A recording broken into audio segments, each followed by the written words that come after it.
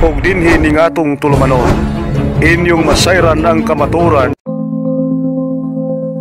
Kay sa kamaturan.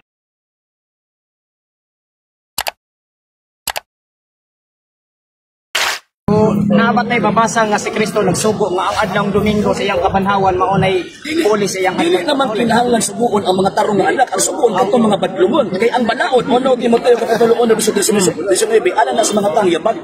Sa to pa pwede ra dita magbuhat og uyon sa tong kabubuton dili na kinahanglan mananghid pa ta o magsubay pa ta sa mga tradisyon sa mga apostoles.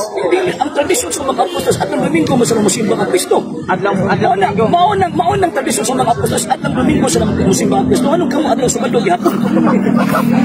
Kay kining Jewish Christian o sa may rason nga nung Sabado man sila. Ang Sabado kanang gitawag Jewish Christian sa ang Sabado kani adto balaod sekular nila. Gawas nga religion balaod nila nga sekular. Kay ang sabi na kay wa mo na nasabi ng background anay. Ang mga Hudyo kani adto gitawag sila og teokratiko nga gobyerno. Buti pasabot ang ilang pagtuo mo na ang ilahang balaod. So kanang adlong ipapahulay kani adto mao na ang balaod sa ilang gobyerno. Mo bitaw nga naa sila capital punishment. Si bisang kinsa nga musupag ana paksyon. Nakapatay ba ang tawag ng religion no? Kasi makapatay ang gobyerno. Buti pasabot state law na nila. Walang kinahanglan sila para magdila sa Pilipinas ba ang GOP nila.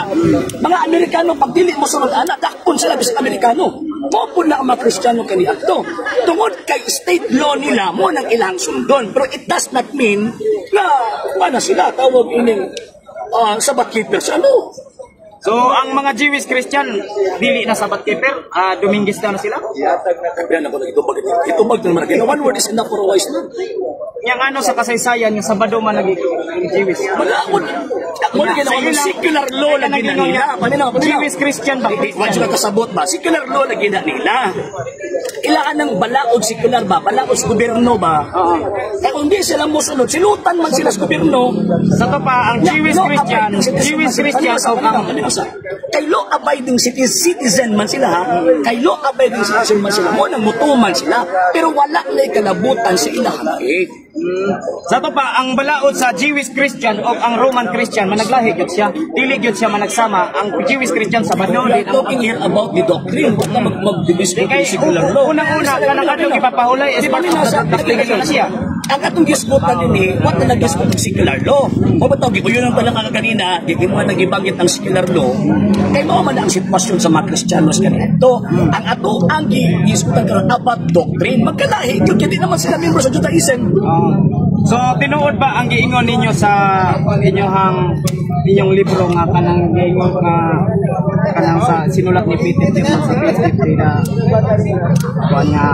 ang adlaw nga Domingo gibalhin lang sa Roman Catholic gikan sa Sabado ang simbahan mo'y nagbalhin ana tungod ni Kristo. Yes, tungod ni Kristo. Kasi Kristo namin kagahom anak kasi man ang kumangigitro sa balaod. So walay si Kristo na kagahom anak ang iyang mga apostol kay naa man sila divine authority. Pag ni Kristo whatsoever survivor sa people in heaven divine authority na. So kung di pasabot sa dihat ng mga apostol nagsimba kang Kristo adlong Domingo kung pitukot si Ginoo nga sa Kristo. So therefore kadtong gitawag balaod sa mga Hudyo ganito wala na to.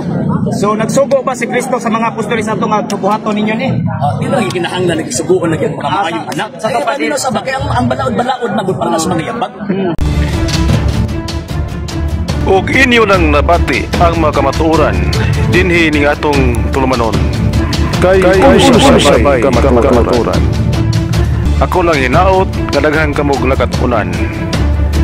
Daghang salamat.